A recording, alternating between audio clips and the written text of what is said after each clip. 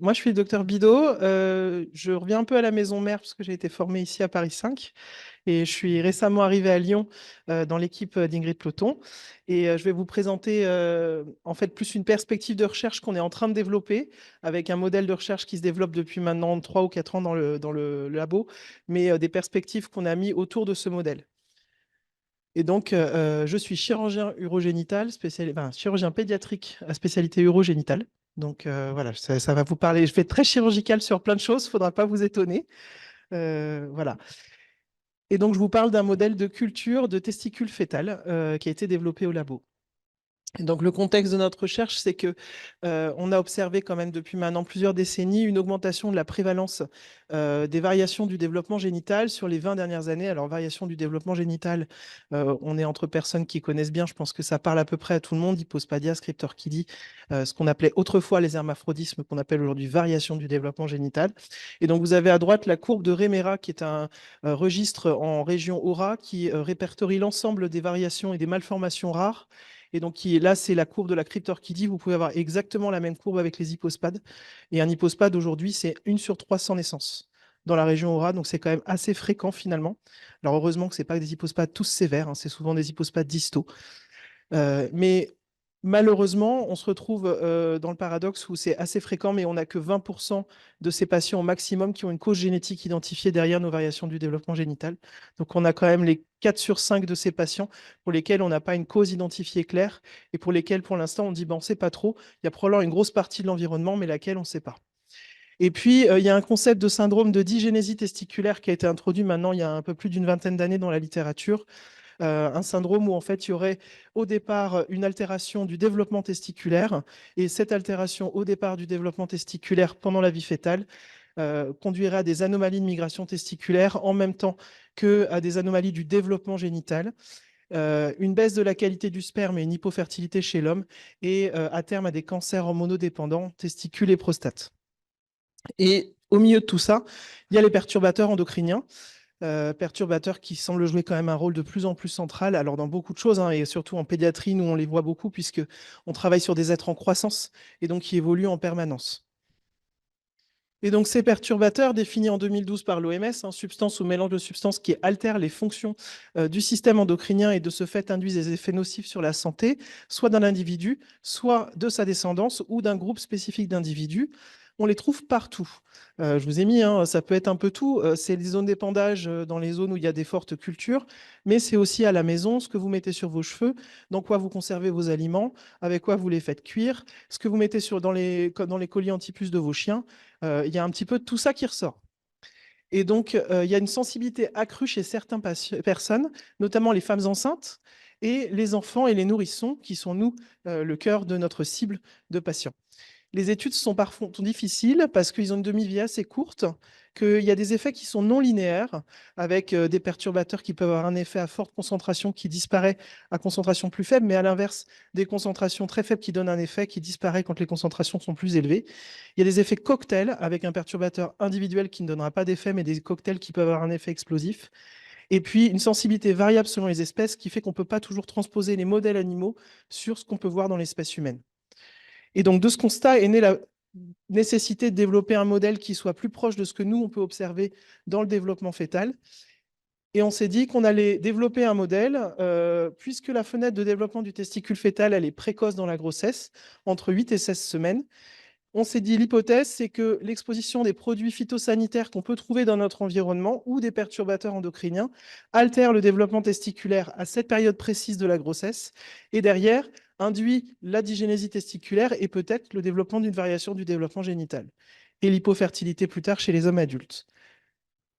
On a donc voulu étudier cet impact et pour cela, étudier le développement testiculaire à cette période clé du développement de l'embryon. On a donc développé une méthode d'étude de la gonade fœtale basée sur la culture que je vais vous montrer ensuite.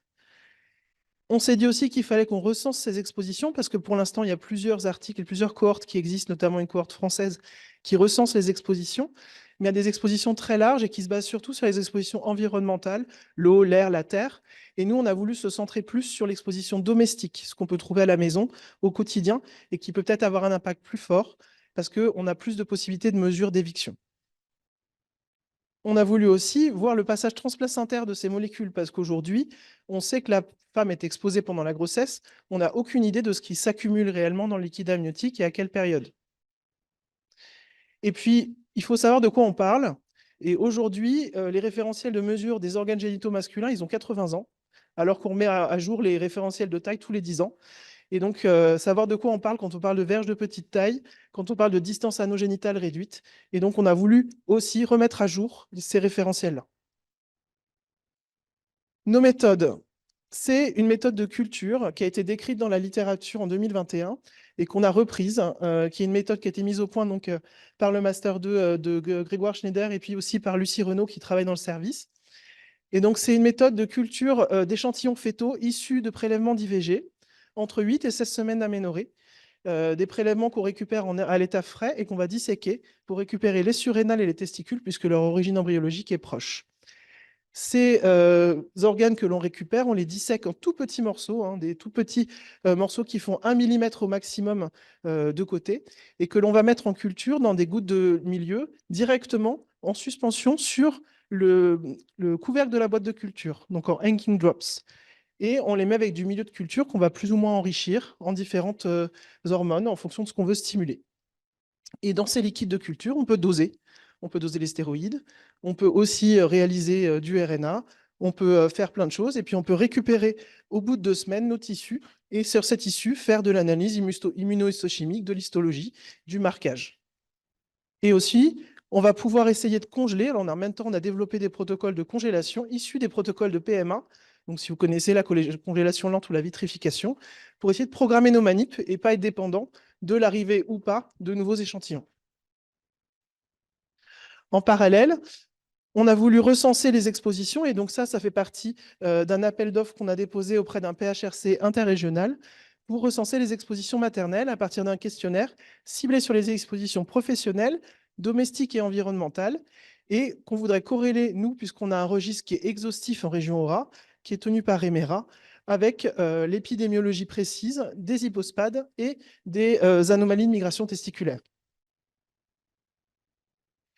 Et puis, on a la chance d'avoir un institut qui s'appelle l'Institut des sciences analytiques, qui fait une approche multi-omique aujourd'hui sur les liquides et sur les tissus, et qui nous a proposé de travailler avec nous sur des liquides amniotiques qu'on aurait récupérés de ponction liquide amniotique pour des raisons diverses et variées, anomalies des marqueurs, anomalies d'échographie, et sur ces liquides, d'aller faire une approche de l'exposome du fœtus, qui soit une approche non ciblée en spectrométrie de masse pour évaluer les voies métaboliques qui peuvent être mises en cause. Et donc l'avantage, c'est qu'on pourrait récupérer les ponctions liquides amniotiques à l'échelle nationale pour pouvoir ensuite faire une approche multi-omique. Donc voilà nos premiers résultats. Je vous montre d'abord les résultats, ça c'est le travail de Grégoire, qu'il avait fait sur la surrénale.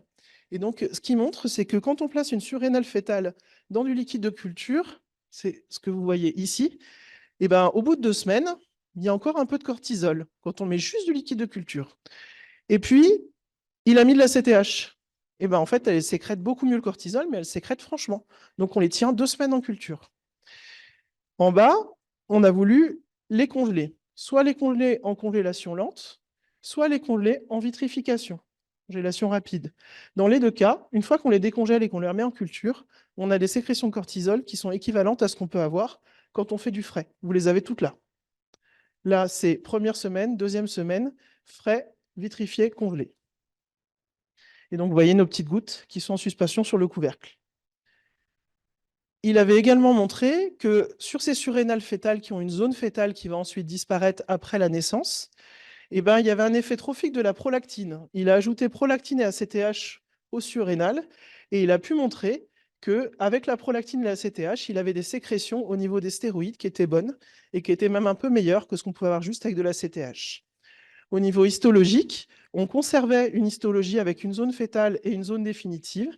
Et là, vous ne le voyez pas très bien, mais c'est le BRDU qui montre qu'il y a toujours une prolifération cellulaire après 2 semaines, surtout dans la zone définitive, mais il y en a quand même un petit peu dans la zone fétale. Et puis ça, c'est ce qu'on a développé depuis avec le testicule. Et donc là, on a mis des fragments de testicules en culture. D'abord, on a dosé la testostérone à 1 et 2 semaines. Sur ces testicules, on a fait la même chose, congélation lente et vitrification. Et finalement, bah, la testo, elle est dosable très bien à 1 semaine. Elle commence à diminuer à 2 semaines.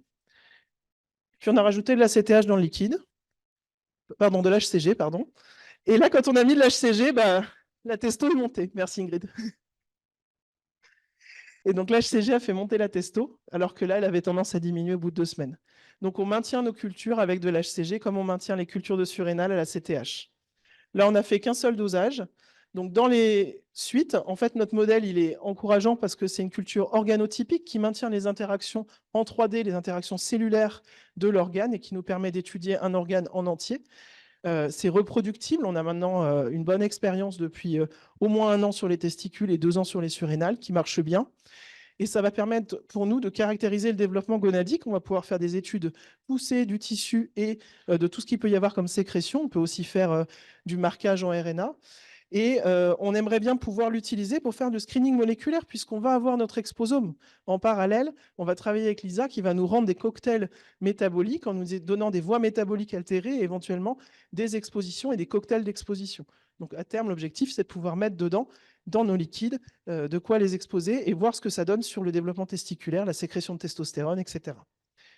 Et puis, il y a un autre intérêt qu'on y a trouvé, c'est que, ben, en fait, on a montré qu'en PMA, on peut utiliser de la vitrif sur du testicule et ça marche. Donc, ça peut aussi donner des perspectives pour la vitrification des testicules, notamment des adolescents à qui on fait de la cryoconservation.